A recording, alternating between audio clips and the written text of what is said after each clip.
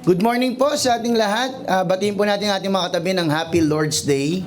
Yan. Yun lang po sa atin. Parang medyo pagod pa. Pero syempre, it is Resurrection Sunday. We give it all to Jesus. Amen po. So, kahit pagod, kahit anto, kahit puyat, kahit na yung iba po galing bakasyon, yung iba po timbahay. Pero ang mahalaga po, nandito po tayo ngayon. Amen? And this is, sabi ko nga po kanina, one of the important Sundays because this is Resurrection Sunday. Amen? Pwede po ba natin palakpakan ng Panginoon? This Resurrection Sunday, it is not a ritual, mga kapatid. It is not also a tradition lang. It is a remembrance na ang ating Panginoon. Kaya po siya Diyos na ating pong sinasampalatayanan because first, siya po ay, claim niya po na siya ay Diyos, ang ating Panginoong Yesus, pero binakapan niya po yun. And that is resurrection. Yung iba pong nag-claim that they are the Son of God, or they are God, hindi po sila nag-resurrect o nabuhay pong muli. Tanging si Jesus lamang po ang nakagawa nun. Amen? At hindi po siya haka-haka, kwentong barbero, o kwento-kwento lang sa tabi-tabi. Ito po ay nangyari talaga. Alam niyo po, kapag may nagchat-chat po sa inyo, nagte-text, meron po kasi pag nagte-text, sasabihin, may problema. Tapos ang tagal po bago yung kasunod, di ba? Alam niyo po yung mga ganon? Bro, may problema. Alam mo ba? Alam niyo po yung pagka nagsabi paputol-putol? Amen? Alam niyo po, pagka ganun, ako medyo kinakabahan eh. Sabihin, Pastor, pwede ka bang makausap? Sa tagal po ng sasabihin ko po, tungkol saan? Tapos ang tagal po mag-reply, alam niyo po yung nagtatype pa po? Tama, di ba nakakakaba po? Di ba? O kaya, pag sinabi, Pastor, pwede ka bang tawagan? O kaya kahit sino po, kapag sinabi, Bro, pwede ka bang tawagan? Parang feeling mo lagi, may nagawa ba akong mali? O baka mangutang po, di ba?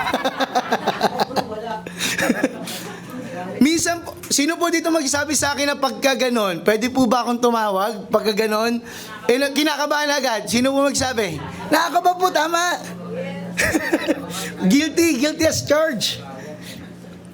Alam niyo po, pag kami nagsabi na may problema tayo, o kaya merong tinatawag na, guys, may problema tayo, may nag-PM sa GC. O kaya, guys, may chika ako. Doon, mas mabilis po, no? Ano yan? Bigla may nag-message, automatic po, ano po yung reaction natin? Yung iba po talaga mag-aalala. Tama? Mag-aalala ka talaga. Ako ba yon? May problema ba? Ano ba nangyayari? I'm lost? Ganun po di ba? Yung iba po mag-aalala, yung iba, pagka nakita kung ano yung problema, magbibigay po yan agad ng solusyon. Most of, meron po mga tao, kunyari po talagang, anong gusto mong gawin natin, brother? Ganito gawin mo, bro, para maayos yan. O yung iba mananahimik at mag-iisip-isip, magmumuni po muna. Pero sabi po dito, bira ang ganito, mag-pray muna tayo ngayon din. Naranasan nyo na po ba yon? May problema, tapos pinag-pray nyo po agad? Amen po kung ginagawa po natin yan. Sa modern church po, sa binasa po ni Sister Rihanna kanina, may pressure po, may persecution. Pinauwi nga po si Peter and si John. Pero yun po yung start ng persecution ng buong Christianity. Dahil sa hindi nila ng mga Sanhedrin, yung si Peter and John, that started the persecution of the Christianity. Pero sa early church po, ang default po nila, prayer. Sabihin nyo nga po, prayer. Hindi po sila nagpanic, hindi po sila nagprotesta sa Sanhedrin, at hindi po sila nagplano muna. In Acts 4:23-31, makikita po natin kung ano ang itsura ng isang powerful, biblical prayer under pressure. So, ang title po ng ating pag-uusapan, sa unang slide. Sige pa po. When the church is pressed, it prays. Na makikita po natin sa Acts chapter 4, verse 23 to 31. Sa unang-una po, prayer under pressure, perspective, petition, and power. Alam niyo po mga kapatid, ang ginagawa po ng tunay, ayan po, tunay na iglesia, kapag pinipiga po tayo ng mundo, sa mga naglalaba po dito, di ba, pagka wala pong dryer, piga talaga kung piga eh. Sa mga nanay po, mas malakas magpiga po yan eh. Di ba? Pag piniga, meron po pag nagpiga, tuyo agad eh. Di ba? Yung tuyo agad pag piga mo. Pero di ba po pagka pinipiga, nalulukot po yung damit, tama? Kasi ang ginagawa pag nalulukot, ginagano po, pinapagpag para maano po ulit. Alam niyo po, yung pagpiga, that is pressure. Yung lukot, yun yung parang sabihin natin mga pagsubok. Pero kailangan mo munang hampasin para maayos po ulit, tama? So, it is a series of pressure, pain, suffering, in order ang isang damit ay maging tuyo, maging maayos, maging hindi gusot. And here, sabi dito, a praying church under pressure responds with number 1, right perspective o tamang pananaw. Pangalawa po, right petition. And pangatlo, right power. Puro right po yan. Hindi po yan right med, ha? Basta puro right po yan. Para madali po nating matandaan. Puro RP po yan. Okay? Para madali matandaan. Right perspective, right petition, and right power. Tignan po natin mga kapatid. Number 1, the church prays with the right perspective. Sabi nga po, you can be so sincere sa iyong pananampalataya, but sincerely wrong. Hindi po usapin yung pagiging sincere, ang usapin po if we are in the truth, on the right side. Kaya po kahit na gano'n tayo kasincere, marami pong sincere, pero hindi maliligtas. I will tell you that. Marami pong sincere sa kanilang pananampalataya, sa kanilang naagis ng tradisyon at paniniwala. They are so sincere, but they will not go to heaven. Kasi you are sincerely wrong. Kaya mahalaga po na you are sincere and you are right. Parehas pong mahalaga yan. Hindi lamang po yung right and yung sincerity. Ano pong ginawa nila? They interpreted their situation through God's sovereignty.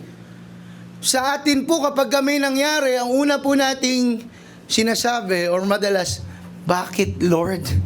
Bakit ako pa? Ako pa na naglilingkod sa iyo. Tama?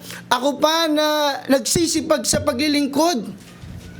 Ako pa na nagtutuloy.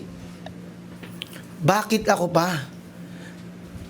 But here, ininterpret po ng people of God in that time yung kanilang sitwasyon doon sa kapangyarihan ng Diyos. At sana ganun din po tayo. Kapag tayo po ay nakakaranas ng pagsubok, Lord, anong tinuturo mo sa akin dito?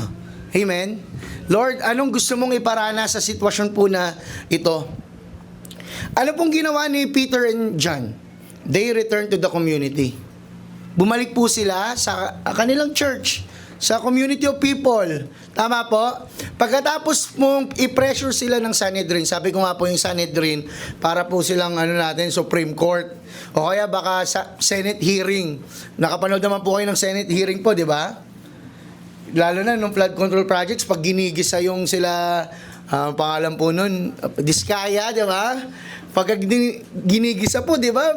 Di makasagot eh. Hirap sumagot kasi yung pressure. Ganun po yung setting ni Peter and John para mabigyan ko lang po kayo ng idea. Wala po nakita sa kanila, pinauwi po sila.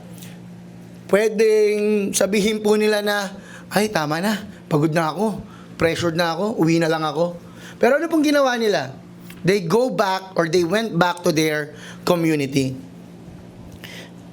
Kapag po may pressure po tayo, kapag may problema po tayo, isa pong dapat po nating maintindihan. At ito po yung emphasize ko. Kapag nakakaranas po tayo ng problema, tignan nyo po yung katabi nyo. may problema po yan. Okay? Okay. Hindi lang po yan sinasabi. May problema po yan. Pero kapag ka nakakaranas po tayo ng problema, hindi po tayo lalayo sa church. Amen? Lalapit po tayo sa church lalo. Amen? Hindi po palayo, palapit sa church. Amen? Kapag ka may pressure po, ganun pong gagawin natin. Kaya nga po sabi diyan para pong uling. Pag, sino po dito pag yung, ano tawag dito, nagbabarbecue, gano'n. Pag nag-ihaw ka, di ba? Ilayo mo yung isang uling. Wala nang saysay yun, mamamatay na kalaunan po yun. Pero kapag ka dikit-dikit, sama-sama po sila, sa unang hirap, pag isisiga mo, papabagain mo, di ba? Mahirap. Pero pag nagtuloy-tuloy na, magdagdag ka lang ng mga uling dyan, magbabaga na magbabaga. Ganon din po yung church. Huwag kang lalayo, lapit ka lang. Amen? They returned to their community. And they lifted their voice together. When we say lifted, sabi po dyan, with one accord. Isang puso, isang layunin, united passion. Hindi lang po ito sabay-sabay na nagpe-pray. Iisa po ang puso nila. Ang sabi po dito, corporate prayer. Pag sinabi pong corporate, yung sama-sama po nating pananalangin. Yung grupo po nating pananalangin. Corporate prayer is not optional. Corporate prayer is not optional.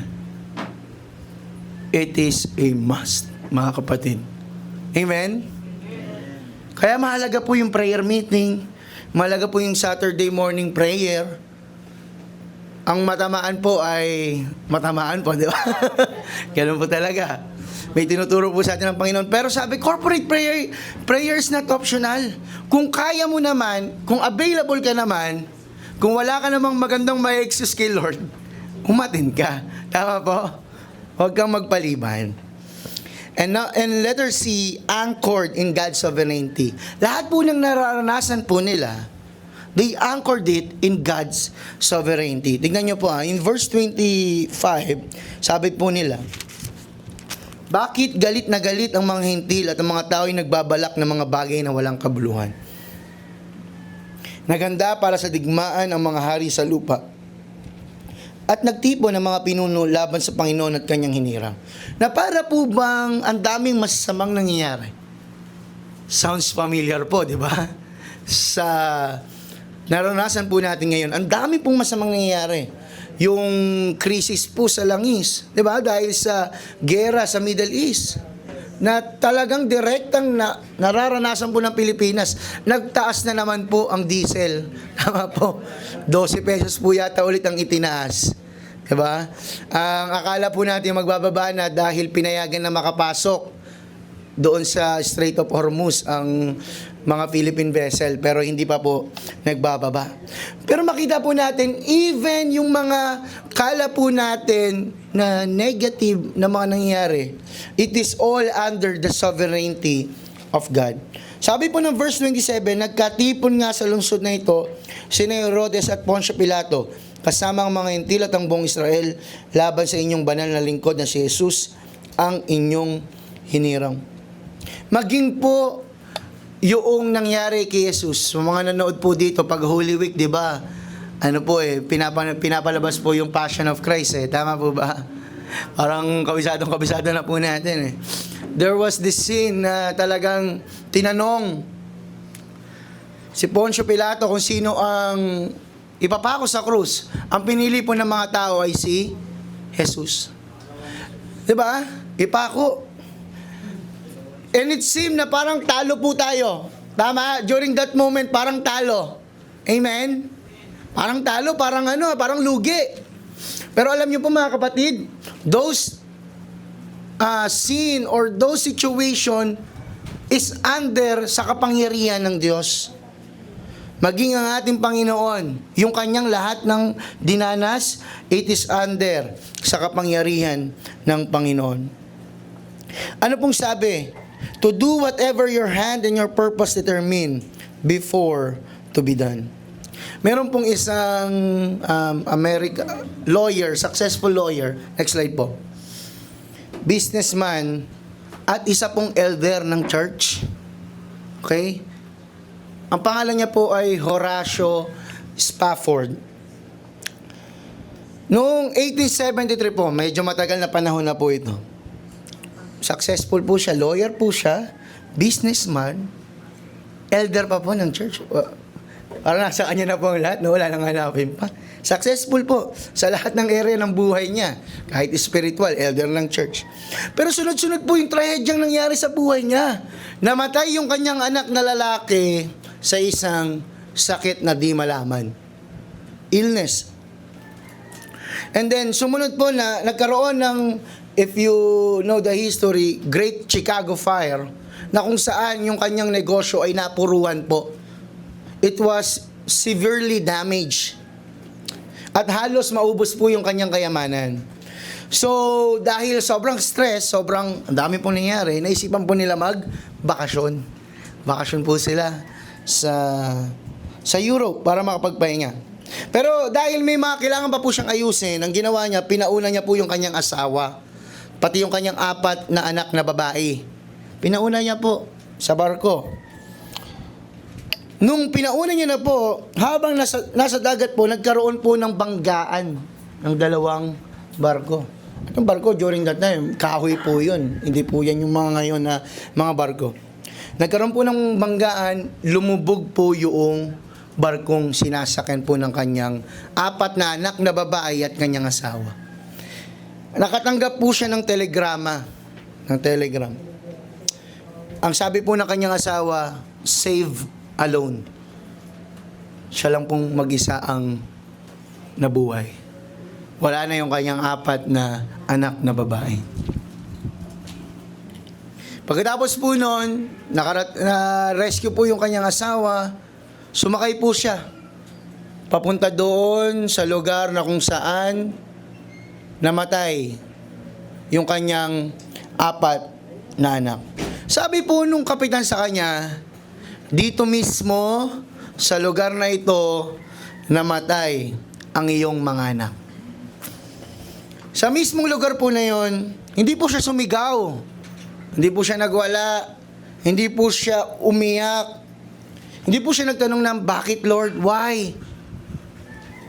Hindi po siya nagrebelde. Alam niyo pong sabi niya, he wrote these words, when peace like a river attendeth my way, when sorrows like sea billows roll, whatever my lot, thou hast taught me to say, it is well with my soul. At dyan po nasulat yung awiting, it is well with my soul, it is well with my soul.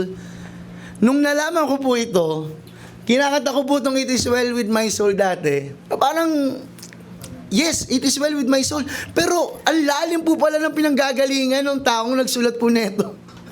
Na even yung tragedy na naranasan niya, namatay yung kanyang anak na lalaki, 4 na babae, at yung kanyang ari-arian, yung kanyang business na sunog. Pero sabi niya pa rin kay Lord, it is well with my soul. Amen? Ibig sabihin po, hindi nakabase sa sitwasyon yung kanyang kagalakan sa Panginoon.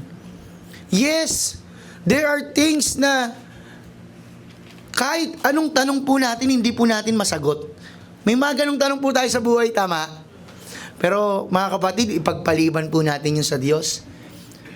Because it is well with our soul, with the Lord. Amen po? Hindi, wag po natin i-deny yung problema. May problem, yes. Pero gaya po ng early church, hindi po sila nag-focus sa problem. They focus on the sovereign God. Hindi po nabago agad yung sitwasyon. Kahit itong kay Spafford, hindi na bago po yung sitwasyon. Hindi naman na may babalik yung kanyang mga anak. Tama po? Hindi na pwedeng may balik yung mga ari-arian na nasunog, pero maaring matagal. Pero alam niya yung pinanghawakan niya. Alam niya kung sino yung Diyos na sinasamba niya. And despite all these things, nagpuri pa rin po siya sa Panginoon. Kung tayo po yon, ako po, I will be honest with you, kung ako po yun, Di ba? Pwedeng sabihin ko kay Lord, Lord, naglilingkod naman ako. Pwede po natin sabihin. Tama? But here, we have this man, tinuruan po siya ng Diyos na sabihin, it is well with my soul. Sana tayo rin po. Number 2, mga kapatid, the church prays with the right petition. Akala po ba natin na kapag nag-pray po tayo, okay na? Basta mag-pray lang po tayo? It should be with the right petition, mga kapatid. They ask not for escape, but for empowerment. Ang una pong ginagawa, tayo po sa ating sistema, sa psychology po natin, dalawa pong response ng tao pagdating sa pagsubok, pressure, or anything. Fight or flee. It's either labanan mo o takbuhan mo. Yan po yung natural response ng ating katawan. Our instinct, our mind. Dalawa lang po, fight or flee. It's either harapin mo yung pagsubok o takbuhan mo yung pagsubok. And here, they ask not for escape, but for empowerment. This is the start na kung saan sila po ay gagawing mga pailaw sa daan. Pag sinabi po natin pailaw, literal na susunugin po sila at nilalagay sa daan habang nagsisigaw. Yung iba po, ilalagay sa Coliseum, gagawing entertainment, ipapalapa sa leon. This is the start of that persecution. Until, I think, 400 years or 300 years. Nakalimutan ko po yung history. Basta mga ganun po, 300 or 400 years bago na-Christianize ang buong Roman Empire. for about 350 years, imagine nyo po, ganun ang role ng mga Kristiyano during that time. Sa either ipalapa ka sa leon, maging ilaw sa daan, ipako ka sa krus, latiguhin ka, balatan ka ng buhay. Pero lahat po sila nagtapat sa Panginoon. They acknowledge the threat. Now, Lord, look on their threats. Hindi po nila dinanay yung problema. They acknowledge the threat. But ano pong sabi nila? Lord, wag kami. Wag kami, Lord. Iba na lang. Siya na. Wag kami pagsubok. Siya na lang bigyan mo, Lord. Pag gugupala, akin yan na. Sila po hindi. They ask for what? Boldness. Grant your servants that with all boldness. Hindi po sinabi, Lord, ilayo mo po ang pagsubok na ito sa amin. Yung iba na lang, wag po kami, Lord. Anak mo kami. Maawa ka naman. Okay, ano yung iba? Protect mo po kami, Panginoon. Pero sila hindi. They ask for boldness. Pag may persecution, they ask for boldness. Parang mga sundalo po. Ang sundalo, nagtitrain yan, hindi para pagka-deployment na sa gera, aatras. Tama po ba? Hindi ganun. Sino po nakapanood nung Saving Private Ryan? 1998, ano po yun? Movie. Almost 3 hours. Kung hindi nyo po napapanood, panoorin nyo po yung Saving Private Ryan. Ang po ng bida ay si Tom Hanks. Yan po. Maganda pong maganda pong movie yan. Ang plot lang po nun, may ililigtas po sila, hinahanap po nila si Private Ryan dahil yung kanyang mga kapatid ay namatay na. Hindi naman po spoiler, yun po yung pinaka-plot niya, namatay na. So, ililigtas po nila. Pero bago po nila makita, katakot-takot po na nangyari sa buhay po nila. Imagine niyo po, wala naman silang pakialam doon sa tao yun eh. Tama? Di naman nila kaano-ano yung Private Ryan na yun eh. Pero dahil sinabi nung commander-in-chief na, ito yung mission nyo, ito yung gagawin nyo. Hindi rin po sila magkakilala, pero ginawa po nila yon because they are soldiers. May sinumpahan po silang tungkulin, mga kapatid. Para po mga sundalo, hindi po humingi ng mas madaling gera, kundi mas matibay na loob. You ask for courage. Amen? Pero pagka, ito po, natutunan ko lang po sa psychology teacher namin sa Bible School. Sabi niya lagi sa amin, expect mo na kapag ka nagpray ka na, Lord, give me strength. Sasabihin niyan, kilala yata ni Hana rin, nadaanan niya yun eh. Sasabihin niyan, nagpray ka ng strength eh. 'Di ba? Siyempre, ang ibibigay sa iyo yung susubok ng strength mo. Hindi naman parang magic yan na kaya sabi niya, huwag ka na mag-pray ng strength. Joke lang. Pag nag-pray ka na, Lord, pagpalain niyo po ako. Magbibigay siya ng susubok para pagpalain ka. Magbibigay siya ng series of suffering para mapuntahan mo yun. You pray for strength, you pray for power, you pray for boldness, ibibigay ng Lord sa iyan, pero hindi genie ang Lord na para bang magic na bigla ka na lang lumakas. Hindi po ganoon. It is a series of trials, perseverance, and enduring. Sabi po yan ng Book of James. Amen? Kaya nga po prayer and works, mga kapatid. And letter C, they desire God's hand to move. Alam niyo po, ito po ang pinakamahalaga. Desired God's hand to move. Sa ating pong buhay, we should desire na ang Lord ang gumalaw, hindi po tayo. Most of the times, pag may pagsubok po, ang gumagalaw, tayo. Ang diskarte natin, tayo. Tama? Wala si Lord sa equation.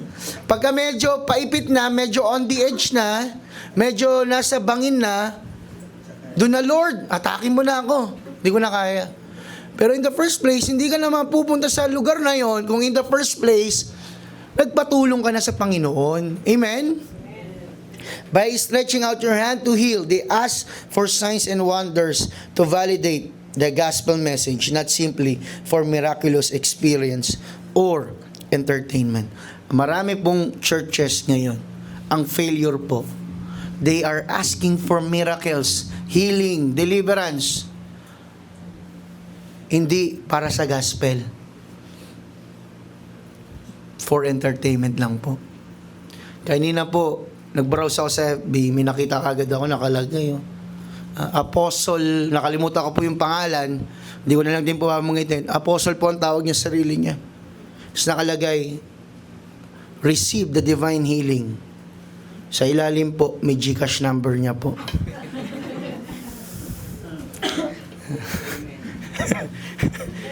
Mas malaki pa po yung picture niya kaysa sa tomb ni Jesus.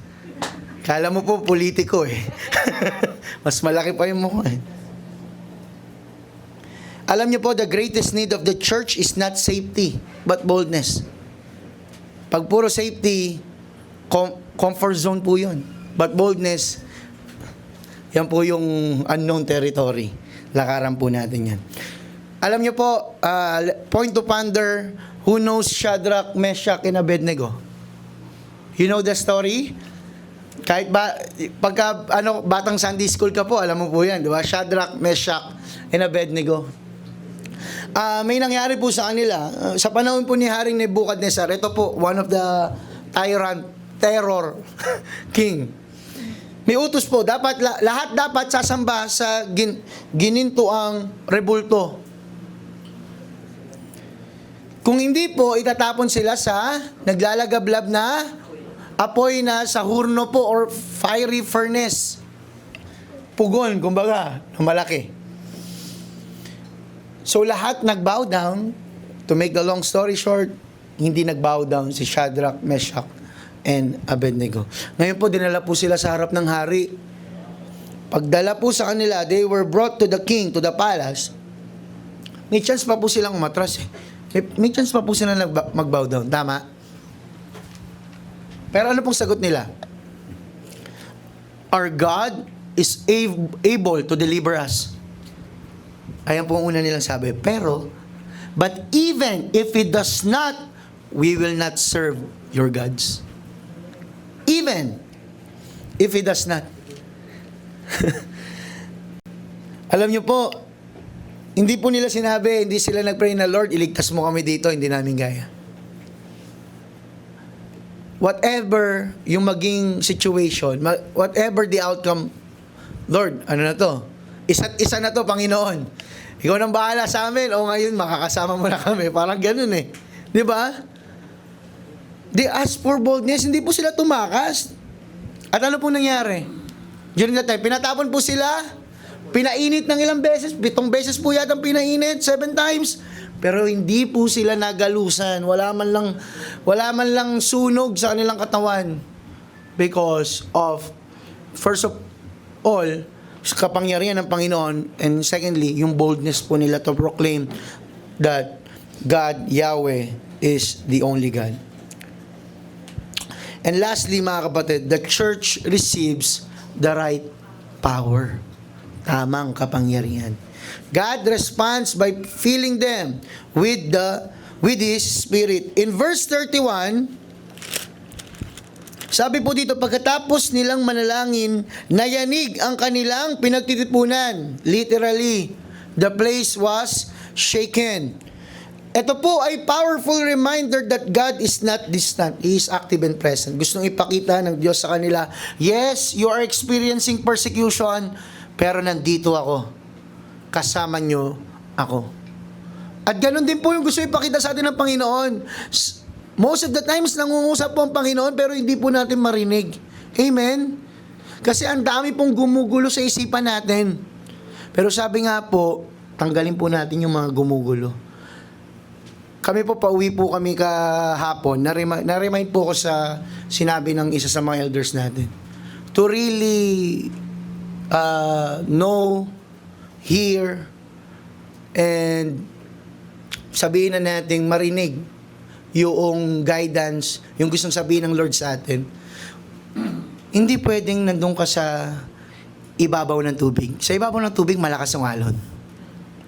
Maraming waves and all. Pwedeng malakas, pwedeng mahina. Pero, pagka nasa open sea ka, makikita mo, di ba yung mga waves gumaganon? Tapos, opposite. Yung utak po natin parang ganun eh. In the superficial level, mga nangyayari sa buhay po natin, bayarin, gastusin, papasok na naman ako ng trabaho, makikita ko na naman yung pinakaayaw kong makita. Pagalitan naman akong boss ko, makikita ko na naman si ganito ganyan. Maraming may exam, pressured. Yun po yung mga waves ng buhay po natin. Pero when you dive deeper, ano po, wala pong alon sa ilalim. Meron po current, may flow. Pero walang alon. In order for us to really know what God is saying, we should dive deeper into His words. Amen? That's the key, mga kapatid.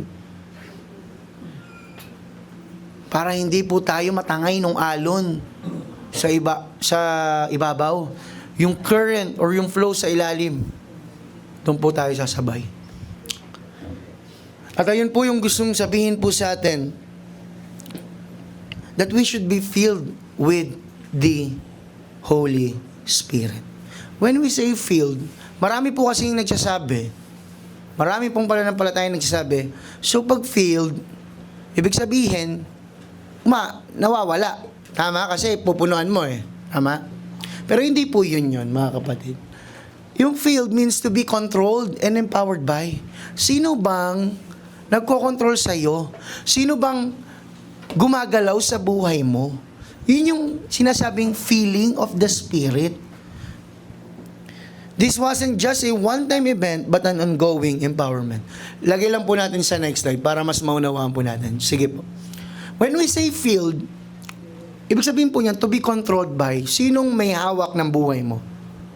To be influenced fully, and to be empowered from within. Tandaan po natin that all believers who accepted Jesus Christ as Lord and Savior, they have the Spirit within them. Ang tawag po doon ay indwelling of the Spirit.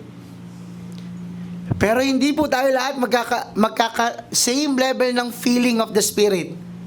Parang baso po yan, okay? Hindi po tayo magkakapantay ng level. Nagets po ba natin, mga kapatid? But not all believers are filled or controlled by the Spirit. Meaning, maaring yung banal na Espiritu ay nasa atin nga po, pero baka madalas, hindi po siya yung nasusunod sa buhay natin. And that is feeling, controlling, or empowering. Hindi siya yung nagpapalakas sa atin. Nagets po ba natin?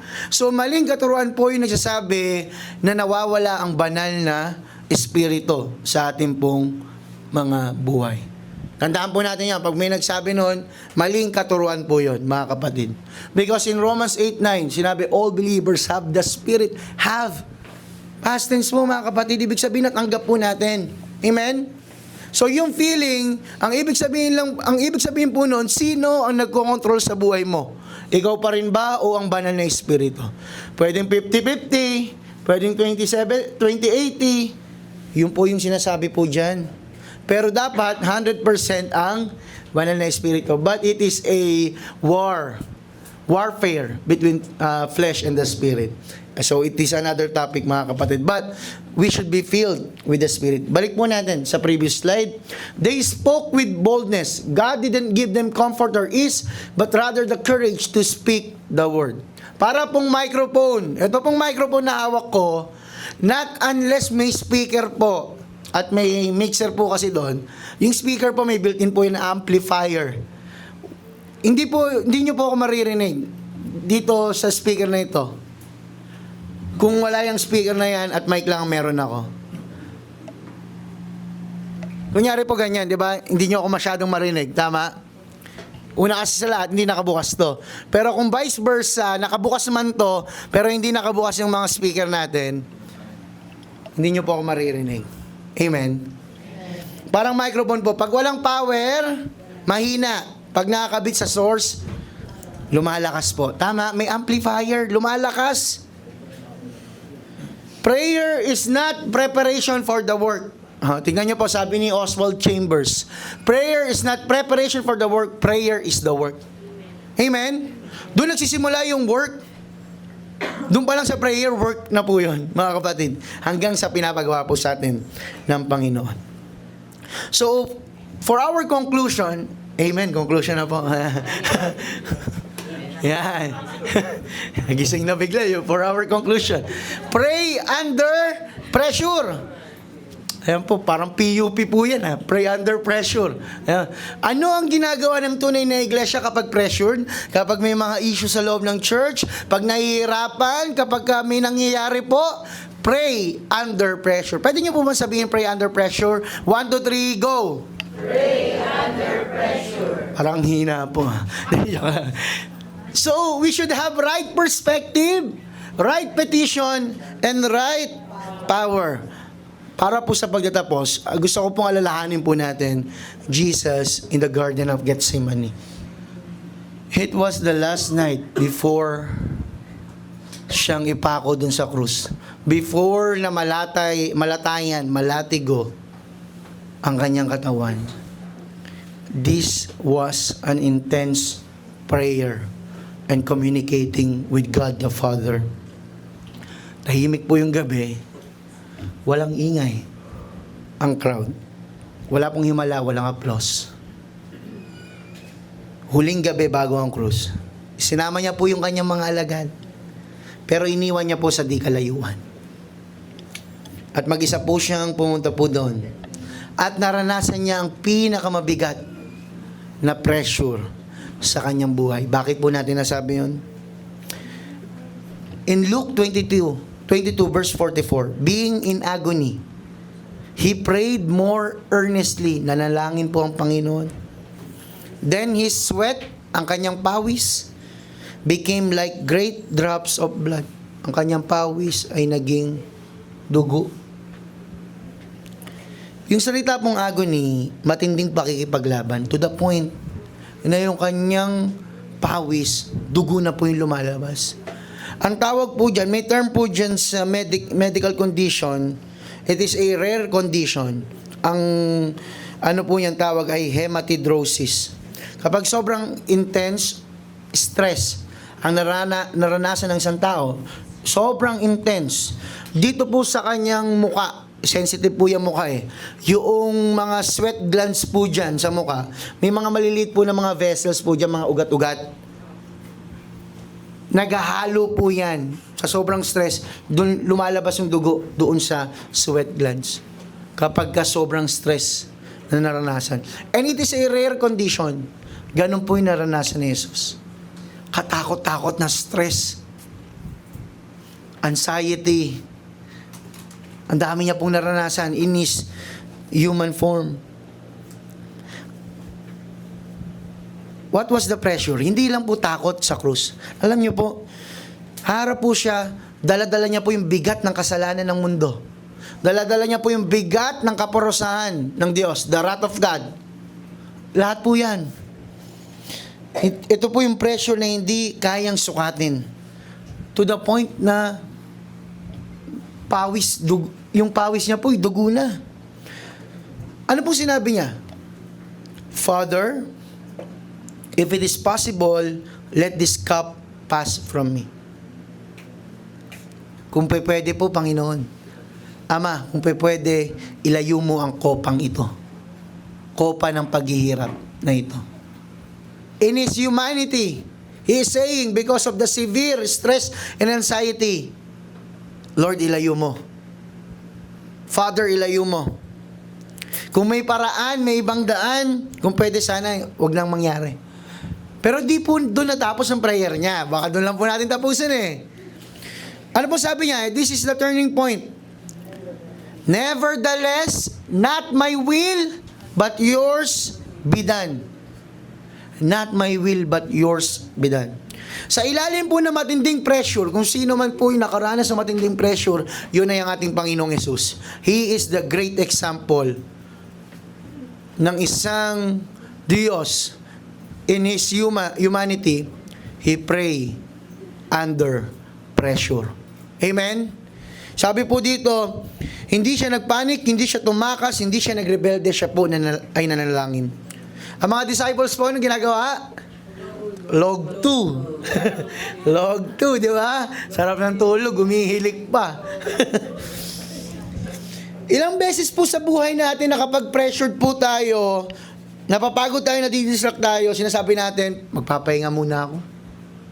Tutulog na lang muna ako, parang si Elijah po, di ba, natulog. Iiwas na lang muna ako. Pero si Jesus, sa gitna ng pinakamabigat na pressure, lumuhod po siya at nanalangin. And that is praying under pressure. Ganon din po yung ginawa ng mga sumusunod sa Kanya. They pray under pressure. So what is our response? Commit to corporate prayer. In short, attend po tayo ng ating mga prayer meeting. Amen? Saturday morning prayer. Alam nyo po, ito po sasabihin ko po sa inyo. Sasabihin ko po sa ating lahat. Ang kasama po natin dito pag Saturday morning prayer, mga senior na po. Hindi po ako nagbibiro. Hindi rin po parang ano po ito, parang kumbaga parang ano sa mga senior dahil matatanda na sila. Senior, babiyahe pa po mga kapatid, malayo. Pero nandito po 6:30 in the morning, they are here. They are ready to pray for the church. Hindi ko na po isa-isayin ang bawat isa. We have the duty and responsibility to pray for the church. Yung iba may gagawin pa pagkatapos. Pero they have the time to pray for the church. I want to challenge everyone. Mga kapatid, kaya ko to sinasabi, hindi para itaas sila, hindi para itaas ang sino man, hindi po. I want it to be an example to us na kahit etong mga to medyo matatanda na, in physical naman po. May nag-relax sa ano eh. Sabihin ko na lang po, bagets, okay? Just mature. Just mature na lang po para wala pong ma-offend, di ba? Pero kahit na syempre po yung iba may naramdaman na in all, medyo ano na, pero hindi po nila nakakalimutan yung prayer. And it is a challenge to us na medyo may lakas pa po talaga. Kahit na sumaglit po tayo, kahit hindi natin matapos. Ang mahalaga, we are a body of Christ corporately praying for our church and for our people, for our families, mga kapatid. Kung wala ka namang excuse kay Lord na gagawin during that time, punta ka na. Di ba? Wala naman po dapat talaga. Number 2, pray scripture. Iba po yung nanalangin ka na, alam mo yung word. Tama? Yung memory verses, alam mo. Mas masarap mo manalangin pag ganon. And lastly, ask for spirit-filled boldness. Stop praying for easier circumstances. Pray right now for the courage to boldly speak the gospel. Kung si Jesus po, sa gitna ng pinakamabigat na pressure ng kanyang buhay, ay pinili ang panalangin, ano po ang pinipili natin? The first thing na ginawa ni Jesus, nakaramdam ng pressure, nag-pray po. Kagaya po ng sabi natin nung nakaraan pa, yung pressure, ibig sabihin niya, pray sure. Diba? Ganon din po nawa ang maging response po natin.